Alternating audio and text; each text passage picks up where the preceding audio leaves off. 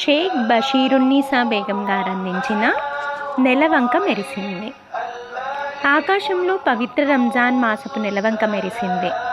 మరొక రంజాన్ను తమకు అనుగ్రహించినందుకు ప్రతి విశ్వాసీ అల్లాహకు కృతజ్ఞతలు తెలియజేస్తాడు. ఈ మాసపు ప్రతి నిమిషము దివ్యమైంది.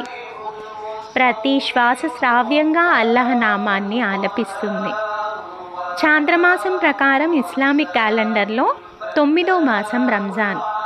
దైవ ప్రవక్తలలో చివరి ప్రవక్త సల్లల్లాహు అలైహి వసల్లం మొహమ్మద్ ఈ మాసపు విశిష్టతను తెలియజేశారు. ఒక శుభప్రదమైన నెల అవతరిస్తుంది, అప్పుడు విధిగా ఉపవాసాలు పాటించాలి అని అల్లాహ్ ప్రకటించారు. ఈ నెలలో చేసే 30 దినాల కఠిన ఉపవాస దీక్షలు విశ్వాసి ఇహ పరలోకాల ప్రయోజనం కోసమని హదీసులు చెబుతున్నాయి.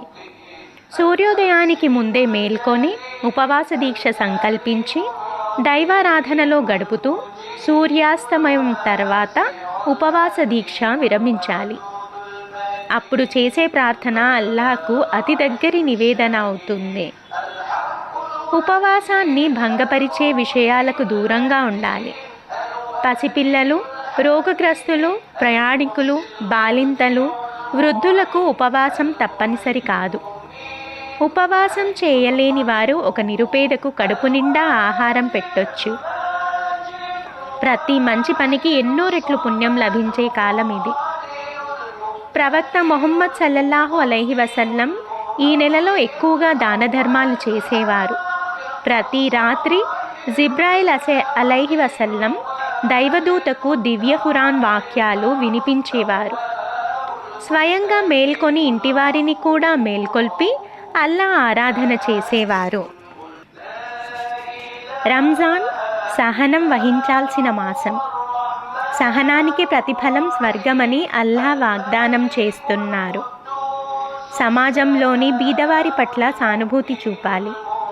ఆత్మ పరిశీలనతో, ధర్మనిష్ఠతతో, పరలోక ప్రతిఫలాపేక్షతో ఏ వ్యక్తి ఉపవాసాలు పాటిస్తాడో అతడు పూర్వం చేసిన దుష్కర్మలన్నింటినీ అల్లాహ్ మన్నిస్తారు. రంజాన్ నెలలో తరావీహ్ నమాజ్ చేసిన వారి అపరాధాలను అల్లాహ్ క్షమిస్తారు. ఇహలోకపు జీవన యుద్ధంలో ఉపవాసం ఒక డాలు వంటిది. నరక శిక్షల నుంచి విముక్తి కలుగుతుంది. ఉపవాసులు ఏమరుపాటుగానైనా అశ్లీల పలుకులు పలకరాదు. ఇతరులను బాధించకూడదు. జగడాలకు దిగరాదు.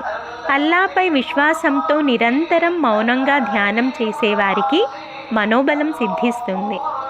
ఆధ్యాత్మిక శక్తి మెరుగవుతుంది. నిత్యం చేసే దివ్య ఖురాన్ పారాయణంతో మంచి చెడుల వ్యత్యాసం తెలిసి వస్తుంది.